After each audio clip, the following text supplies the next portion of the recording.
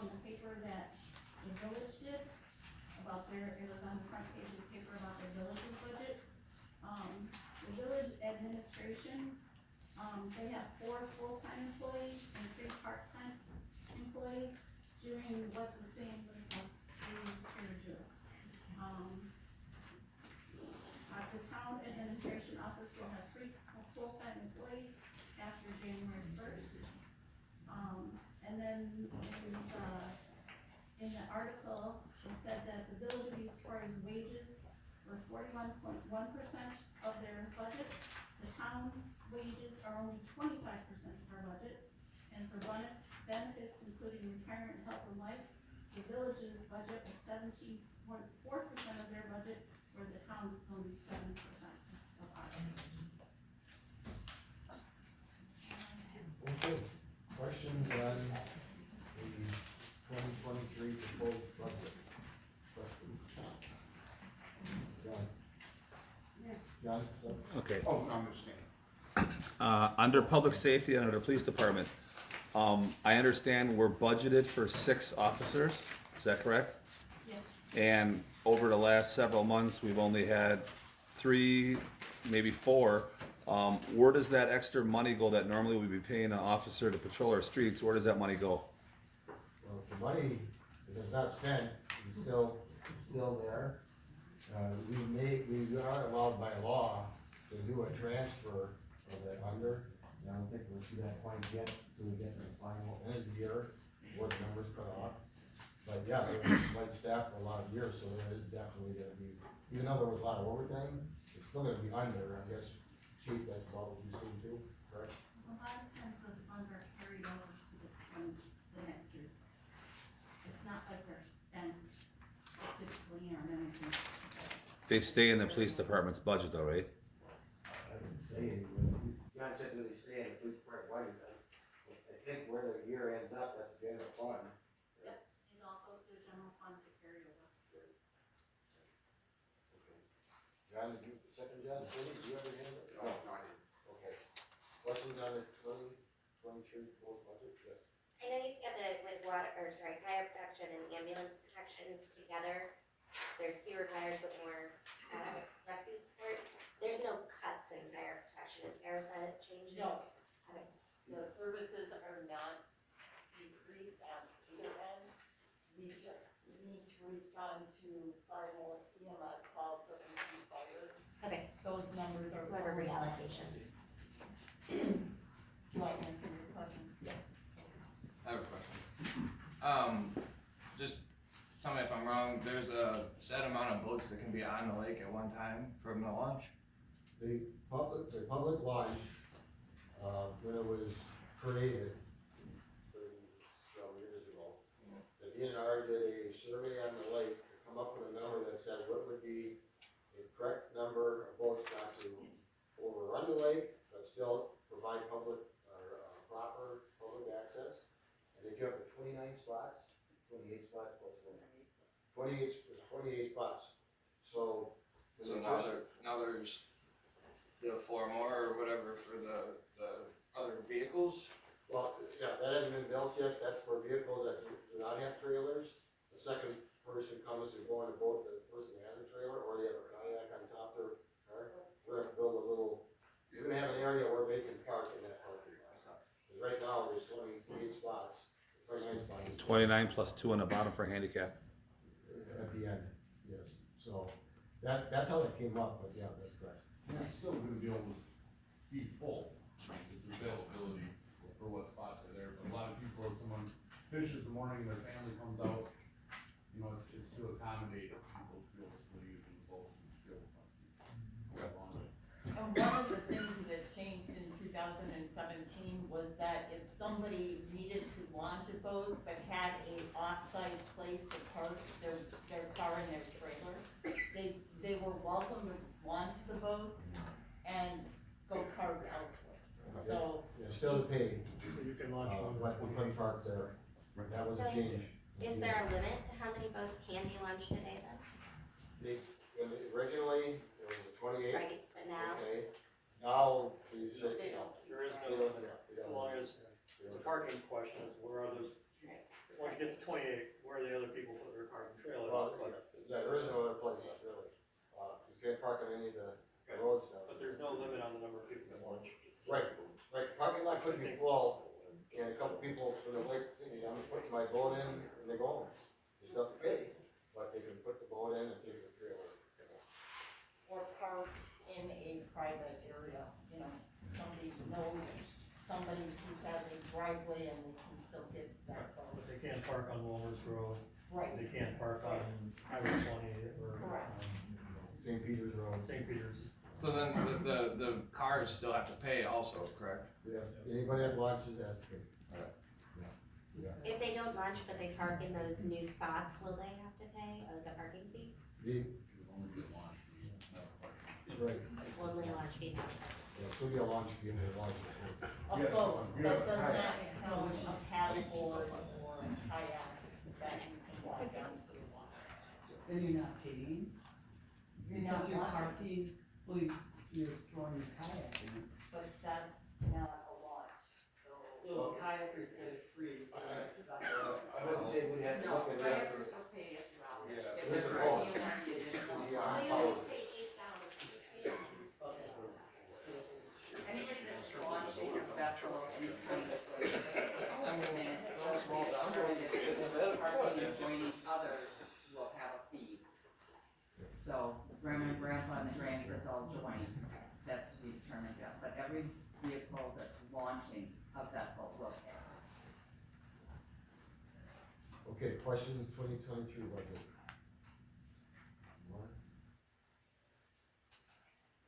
Okay, You wanna touch briefly on the borrowing sure.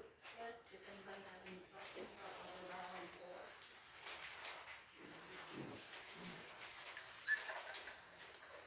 Second last page, and then with the levy limits, you know,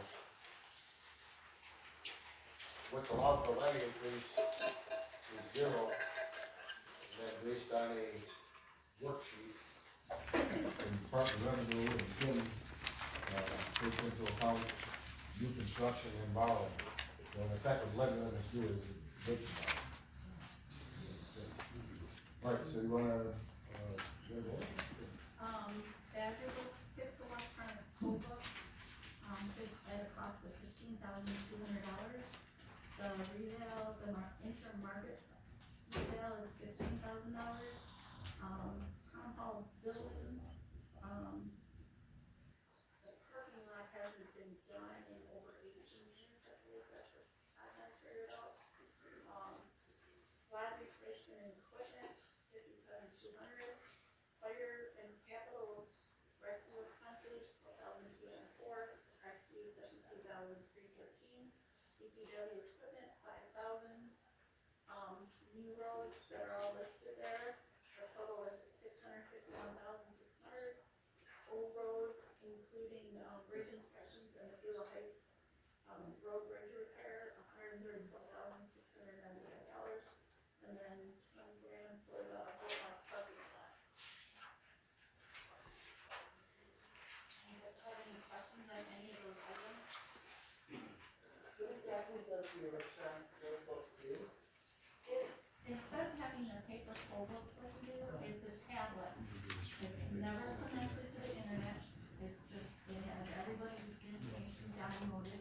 It's only speed, you won't have to go to a certain one for A through K, L through Z, I must have said that 5 million times last Tuesday. You'd be able to go to any one, so the flow would be much greater, more accurate. Reconciliation after the election. Will save me probably about 60 hours of work, which is what I still have to do to complete last Tuesday's election. It also increases the safety of the county, so that it is never exposed to the internet, so there can be no manipulation of that. And being that it's on a flash drive, that flash drive then becomes much easier to transport down to the county to relay the accuracy of. No, the flash drive is gonna go to county, it's downloaded into the workflow system. So currently, I have to pick the poll up, and I don't know if you barcode into the system of what people have voted. I have to designate whether they voted in person or whether they voted in absentee. Okay, the electronic, the Badger book will have all that information in it. I download all that information to a flash drive, take that flash drive, I put it into Wistful, download all the information into Wistful, and it will audibly recognize that so-and-so voted in person, so-and-so voted absentee. It'll automatically reconcile. It's just, it's huge. They've been out about 5 years now, so a lot of the, first glitches stuff that they have in the system have already been ironed out. The village is getting them next year also, and there are a lot of other municipalities in Wallace County that already do have them. We have already done it. Yeah. Like we've already. There's a lot of, and statewide, there are a lot of communities that have monitors, even bigger areas like Sun Prairie and stuff like that, so. Thank you. Further comment on the bridge inspections, we're gonna be inspecting Beulah Heights Road and Stringers Bridge Road. Neither one of those bridges have ever been inspected because they don't meet the state definition of a bridge, 20-foot span, so we're gonna be doing that next year. But we're also gonna be doing some work for sure on Beulah Heights Road, we have some numbers on that already, for next year, just the, tuck pointing and stuff like that.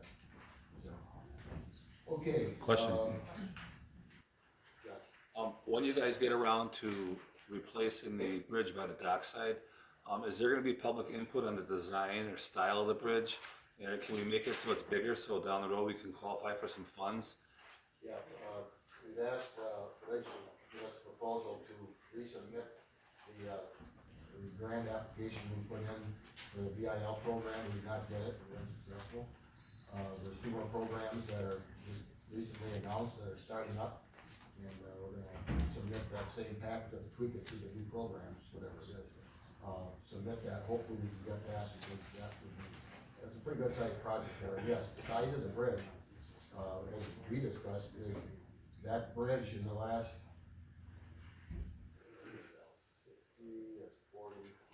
60 years ago, that culvert was It's put in. 18 inches down. It lost a 1.5 meter. Combination of the steel plate arch, sinking possibly, but also relaxing the top of the loads on it, because it's probably close to 5 tons. 6 tons. 6 tons. So that's one that we're gonna have to, address it pretty soon, that includes the road. When they design that bridge, doesn't the 2035 land use plan say we're supposed to have, water and sewer on East Shore Road? Is that true or not true? The land use plan doesn't say that. The land use plan says is that the town would be open to that if, a developer. So are they gonna build a raceway in that bridge if we do replace it? Probably, if that's, if that's what's in there. As a matter of fact, John mentioned that, time we were down there, but good, so. Yes, Scott? On the, proposed budget for 2023, the last line, it wasn't discussed. Cash balance applied. For 2022, it was close to the same, but you reallocated cash balance applied of 144,000, but it says from designated funds of 200,000. For 2023 budget, you're saying cash balance applied of 30,000, so we kind of move money around and say, okay, that was what was applied, but what does that 312,000, almost $313,000 come from for a cash balance from designated fund? What designated funds is that $313,000 coming from? And what is that gonna be applied for? It's ARPA money, and it's money that was set aside for designated projects. Which would be, what? It's in a separate Infrastructure. account that we have, but it's designated funds that were set for the town hall building campus. Campus The improvements, entire campus included.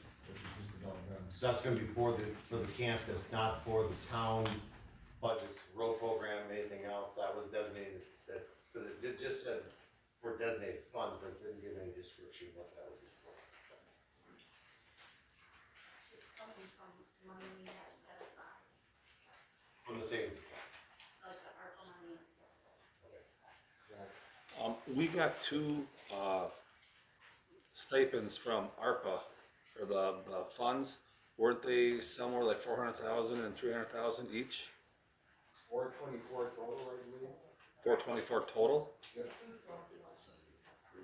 And that went into general funds for infrastructure work? No, No, it actually was, this is one of the handouts in the PowerPoint that was on the website. The bathroom remodel, okay, that 94, that went out of there. The total replacement of all the HVAC in this building, all three systems, both heating and air conditioning, as well as air filtration, with the high efficiency filters for actually the rest of COVID. That's what that system is. We had a staff requital, we had payment for employees that worked through the pandemic. For remote access for these meetings in here, for our camera setup, as well as the time, website upgrades, we have 14,000 there. You set aside, for beach road repairs, the bridge over the railroad tracks, 10,000, we're gonna be meeting with the, railroad museum people, soon, again, to discuss that further. We have set aside 100,000 for the police garage office, that's one that we're talking about there yet, and then the East Troy Emergency Services District pump tender, it came, I guess a year early, is that correct? So we had to pay for that, so that was 120,000 on that. So of the 424, we appropriated 400 so far. Do they put strings on what you can and can't spend that money When on? we first started, it had to be 100% related to COVID, and as the, guidance kept rolling out, the rules kept getting, looser and looser. We got to the end of it, we said all it has to do is a legitimate town operating. Okay. So it started out, that's why the bathroom model, because that was definitely, part of COVID, because everything in the bathroom now is touchless, okay, as well as the air purification. HVAC, again, the filtration system, that was because of that, and then of course the staff equivalent. The other stuff beyond that, that came down then to a definition of other, legitimate town expenses, so that's what that came from. And that actually goes back to the other question somebody said, I think you did, Scott, were there other designated funds? I believe that ARPA, you said, yes, ARPA. Okay. Yes. And I do have one other question, kind of bouncing through different things that kind of jumped out at me. So for the 2023 proposed budget borrowing request is the Associated Appraisal Consultants. It says we're still 3 years out on property evaluations. But we cannot be, of course, exceeding that limit, which is noted here. But if everyone's paying attention to today's economics and climate, and within the last 2 weeks, they're talking the housing potentially dropping 15 to 20% of current values. Is it prudent to do that now in anticipation that we have an overvalued housing market right now? And within the next 2 to 3 years, it could potentially drop even further, and in which case we'd be paying $15,000 for an evaluation appraisal that in the next couple of years, we could almost be overvalued. And then the residents of the town coming back like we were in '08 saying, hey, you're overvalued our house, we need a credit. Is that something we should be pausing on That until was we taken see? into account, because if we would have went to the full, the full inspection reval, then you're right, that could have been a waste of effort. We went with the, interim market update, the 15,000, not the 110,000, just because there is a chance that there will be a correction in the housing market. But by law, we were getting to a point where we didn't wanna get, they're gonna force us to do that evaluation, because if you get to that point, the state actually manages that. and even, we're right now, we're about 30% off of 100% of value. So even if, that will bring us back up to 100% of value. If there's a crash, then we're 15% up. We're still gonna be out of whack. That's why we need to come back up to 100%. And I believe the last full revale, 5 to 6 years maybe. It just said, that's what jumped out at me, it says we're still 3 years out, so I don't know the rules and regulations, it was one of those 2 things years. where I was. 100% of value, so next year will be our 4th year out. When the state forces us, they would force out a full revale, which would be way more expensive than if our current contractor does it. Thanks for the clarification. And by the time that they do this, there will be some market corrections that will be taken into consideration when they're doing the revale. It's not like it's happening tomorrow. I'm just looking out for a future battle, that's all, it jumped out at me, spending $15,000 now and have a future battle a year from now is what I'm looking at. That was one of the reasons why we went to that. Very good, thank you. The only other thing I wanted to point out, Joe, Yes. is that there was a sample tax bill that I made, it's actually shown for a tax bill. I wrote it out all the information, but I wanted to point out that this particular property is valued at $313,000, which is kind of an average property value. And you notice that the town of East Forest portion, they own $720.57 of that full $4,900. About 14.5% in this example is county, the rest is others. And for that 14%, you get your fire, your rescue, your police services, and your road plowing, maintenance. And your road. That's not included. Yeah. And your, research on how Waller County, Gateway, League School, mentioned, Yeah, I done some preliminary calculations, and our property tax values for 2023 are going down. The county portion is going down 16 cents, which negates the increase of 16% that the county is. And then the school district, if you're in the East Troy School District, because we have East Troy, Quantico, and Burlington school districts in the town, the East Troy School District is going down 40%. Like I say, I can't give you a final mill rate because I do not have that, school levy tax. And Kim? I'll get on Friday. Did you say 40% on the East Troy schools? 40 cents per thousand. Okay, thank you. The Lake District had a minor, Lake Beulah had a minor increase of 3%. Gateway had a decrease of 2%, or 2 cents. I'm sorry, I'm saying that wrong. Lake Beulah Management District has a 3% per thousand decrease instead, 3 cents, not per cent. Gateway is going down 2 cents. Lakeland School District is going down 4 cents. So right now I have a net of 46 cents, although I don't, 46 cent decrease. But like I said, I don't have a school levy tax credit. good notes. Okay, any, Another question. You missed me on the Badger Books thing. I was told that you need a server terminal, and then, One of the Badger Book Yep. tablets is the server. right, so that means there's only 5 polling stations. There will be 3 to 4 polling stations and 1 newsroom. Okay. There's one we're gonna have one, we'll have like 3 generally for checking in of regular voters. We'll have 1 for new registrations because it takes a little bit longer. However, the Vanderbilt includes a scanner where you can download your DL and your expiration document, that all downloads in the system, which is very nice, the accuracy thing. And then 1 is the server, and then the other one will be for absentee. But that one that's not being used for registration and not being used for absentee, those can also be used for checking in. So Right. potentially, we could have 5 going, which would greatly speed up.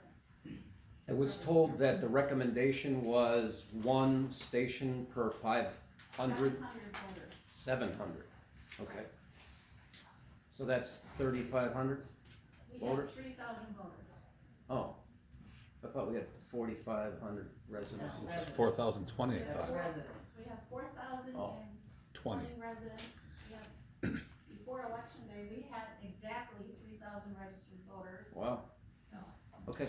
Any voters in the cemetery? no, absolutely, unless we had between Friday and the poll book and Tuesday, and nobody told me. That's why we gotta plow the roads in the cemetery. Right on. They need access. Get the voters out. I have a question just on the borrowing request. Is any surplus that we might have in budget was accounted for against what we wanna borrow? So we're just borrowing what we really need? We're borrowing what we need. The surplus that we have from this year is part of the cash payable supplies, but Okay, any final questions on the 2023 proposed budget? Yeah, I have one more. It's more of a matter of clarification.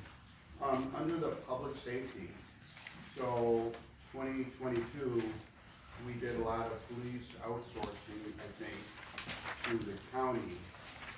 And we're planning in 2023 to be full staff with 6 full-time officers. So, but the 2022-2023 number it's pretty similar. So I'm assuming that you're planning, when you're at full staff, it'll be roughly the same cost as using current services through all of county. the budget includes a full staff. The number for 2023 for the police department includes a full staff of 6 officers, Right, which is but it's very similar to the number for 2022 where you used outsourcing. That's what I'm asking. There was also expectation of full staffing. Oh, okay. So we are under budget for 2022. Absolutely. Okay. Do you do a variance report also of budget versus actual? I do, and it's given to the board quarterly. Okay. But it's not reflected annually, like to date? That's part of the budget, the audit it shows the comparison. Okay. That report would be great for the residents too. And then one final one, under fire protection and ambulance, it looks like the numbers will kind of switch for 2023, maybe I missed that. I understand from previous meetings that the EMT ambulance costs have been quite a bit higher in the last year at least.